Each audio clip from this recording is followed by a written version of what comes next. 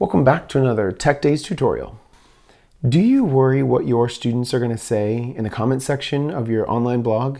Do you not have a blog because of this?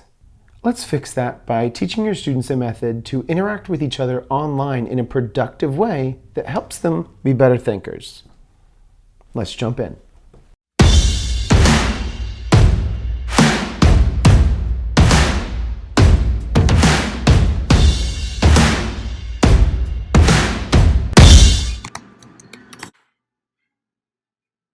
Now, this idea is floating around out there online and by public speakers at conferences, and I got this idea from them, but since I'm making content for you specifically, I think this is something that would really benefit you when working online with your students, so I'm just going to share it with you today myself.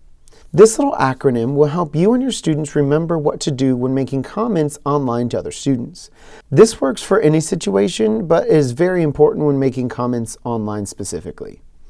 So the acronym is TAG, T-A-G. It stands for telling something you like about another student's work, asking a question that you have after viewing another student's work, and then give a suggestion to improve for the student's next activity. So let's start this with T. Telling something you like about another student's work. We want to teach them to really look at the details of the activity. Think about what the activity was about and what part of the activity they did well.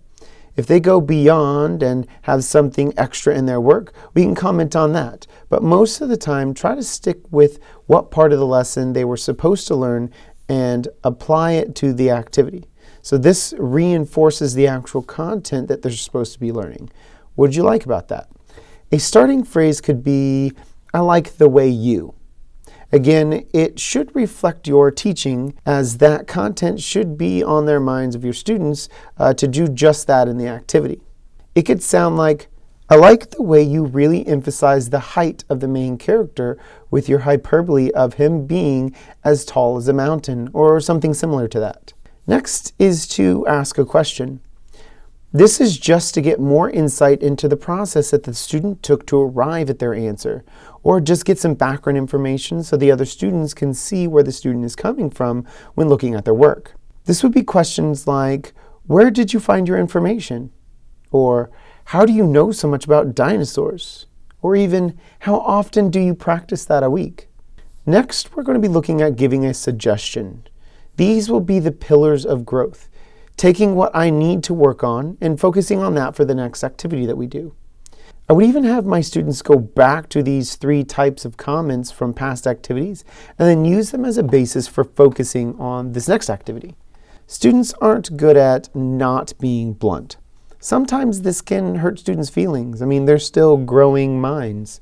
So we don't want that, because the students can shut down because of, their big emotions that they have. So we're going to be giving suggestions in the way that are very passive-aggressive. This sounds just like it is, but it's a good way to give constructive feedback and not be, quotes, mean about it.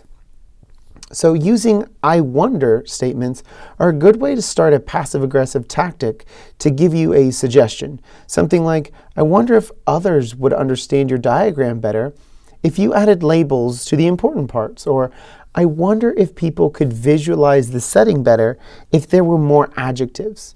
This way you don't have to do those suggestions, but it's something to think about. Psst, you should do this.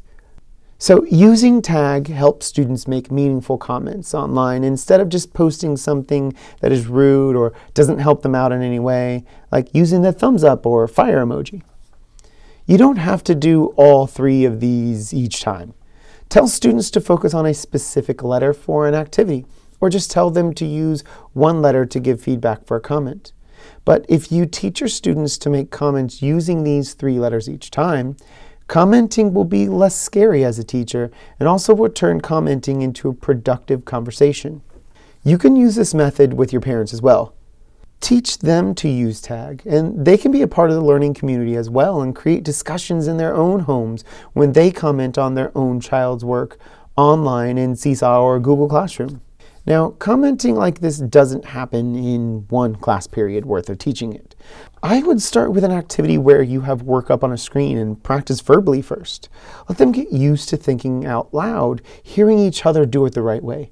Then you can start doing it on paper if you're in person, making comments off to the side of each other's work and then sharing out loud what they put as more examples. Then moving on to the online realm when you feel that you're confident and you think they can do it correctly. For the final piece of this, if you have these settings, make it to where you can approve comments first before they're posted online. This is a feature in Seesaw for sure. That's all I have today for you, you incredible person. Remember, you are amazing and you are doing an incredible job with your students. The fact that you're watching and learning new things to bring into your classroom is a testament to how wonderful you are. Keep it up. You may not see it now, but when your students grow up, they're going to be thankful to have been one of your students because of all the hard work and love that you put into each of your lessons that you create for them. Stay awesome, my friend, and thanks for stopping by.